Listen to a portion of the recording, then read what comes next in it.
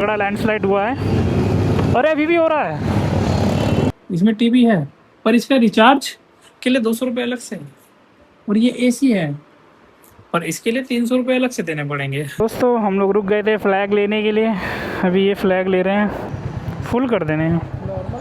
हम भी दिल्ली में रहते हैं, हम भी लूटपाट कर दें।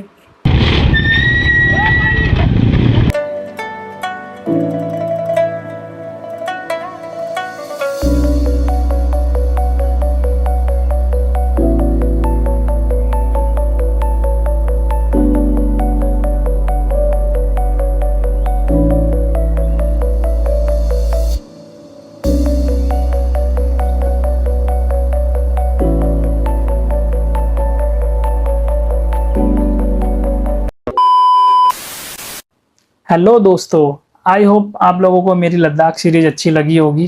तो इस बार एक और सीरीज लेकर आ रहा हूँ मैं, Delhi to Kedarnath by bike. तो अपनी बाइक से हम केदारनाथ जाने वाले हैं। सावन का महीना है, हर हर महादेव, केदारनाथ जाना है। ऊपर से बुलावा आया है, जाना तो पड़ेगा ही। बाकी ये देखो मेरा सेटअप, ये सेटअप लेके हम जा रहे हैं केदारनाथ अपनी बाइक से, अपनी रॉयल एनफील्ड 350 से।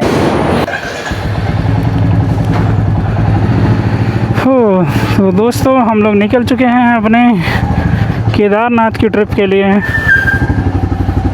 और टाइम हो गया है 2:34। गए थे फ्लैग लेने के लिए, अभी ये फ्लैग ले रहे हैं। अलग अलग रेट के हैं पर हमने तो लिया है ये वाला इतना बड़ा, जो कि मात्र 100 रुपये का है।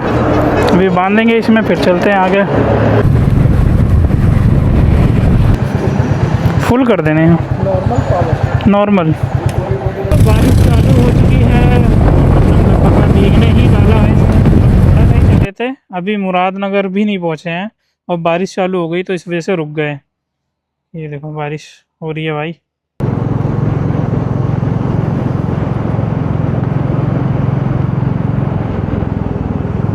यो एक छोटा सा ब्रेक ले लिया है मैंने यहाँ पे, क्योंकि बारिश बहुत हो रही है और बैग सब भीगे जा रहे हैं। No precautions, not in the blood. हाँ चलो, इन भाई से एक पन्नी मिल गई। धन्यवाद भैया, बहुत बहुत धन्यवाद आपका। बाप रे बाप, 5 से 6 घंटे, अरे हाँ 6 घंटे होने वाले हैं और अभी तक सिर्फ चल हुआ है हम लोग 125 किलोमीटर चले हैं बस। बाकी एक चीज़ का हमेशा ध्यान रखना, जब भी आना सावन के टाइम पे तो भैया अपना रेन कोट ज़रूर लेकर आना, क्योंकि यहाँ रास्ते में रेन कोट बिल्कुल भी नहीं बिक रहे हैं। और अगर किसी को बिज़नेस खोलना है तो भैया रेन कोट का बिज़नेस खोल लेना। सावन के टाइम में पूरा दिल्ली से लेके हरिद्वार तक कहीं भी कोई रेन कोट बिकता हुआ नहीं दिखा है, कोई भी नहीं बिक रहा है, कोई भी नहीं। तो भैया बारिश होगी बहुत ज़्यादा तगड़ी, कभी स्वाद आ रहा है बारिश में भी। तो ये देखो पानी देखो कितना आ गया रोड पे, ये देखो ये देखो। और बाकी उधर से कांवड़ियों का आने का रास्ता है और इधर से जाने का है।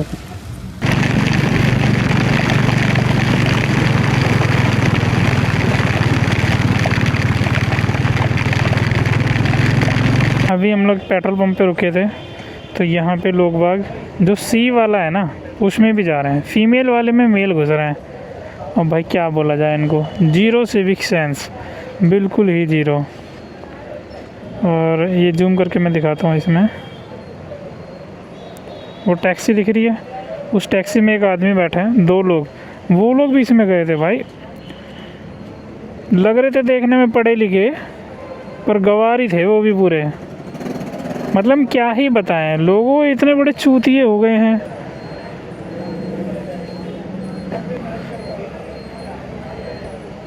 ये ना बेवकूफ़ों को ये नहीं पता कि ही और सी क्या होता है। पढ़े लिखे चश्मे लगा रखे हैं, अपने आप को बाबूजी बन रहे हैं, बात कर रहे हैं, 2-4 शब्द इंग्लिश में बोल रहे हैं, और जब भी जा रहे हैं इसमें सारे गंवार हैं यहाँ एक से एक। अभी हम लोग हैं 82 में और यहाँ से लगभग 193 किलोमीटर रह गया है गौरीकुंड, जिसमें 6 घंटे लगेंगे।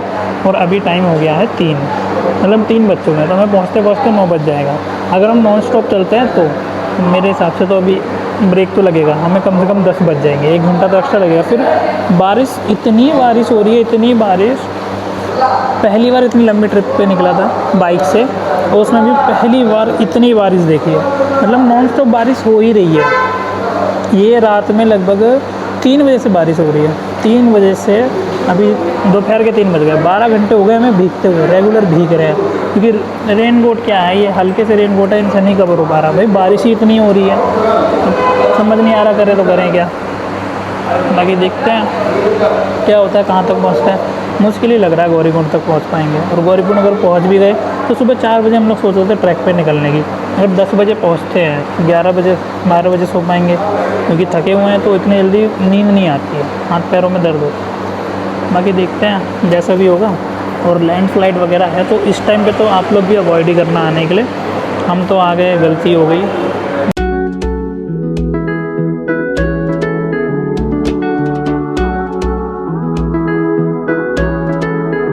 कैसे सोनप्रयाग संगम है शायद यहाँ पे, तभी पब्लिक रुकी हुई है।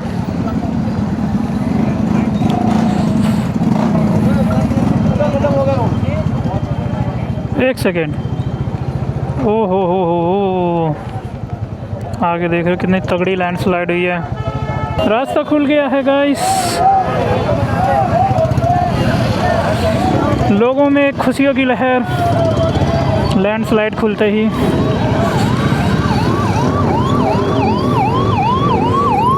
बट अभी भी खतरा टला नहीं है। ये देखो सोनप्रयाग में काफ़ी तगड़ा लैंडस्लाइड हुआ है।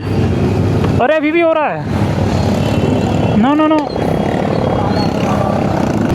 अरे अभी भी हो रहा है, नो नो नो।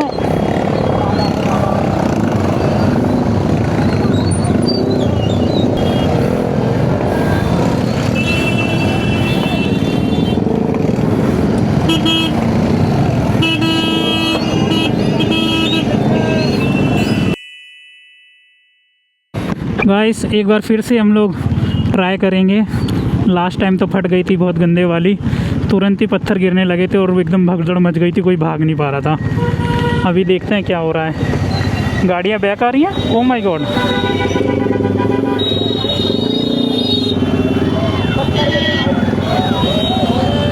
ये तो अभी भी गिर रहे हैं, ओ हो।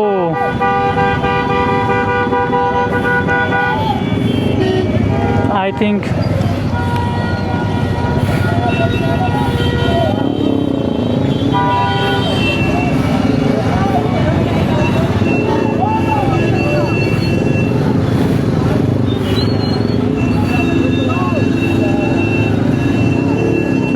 चलो वापस चलो।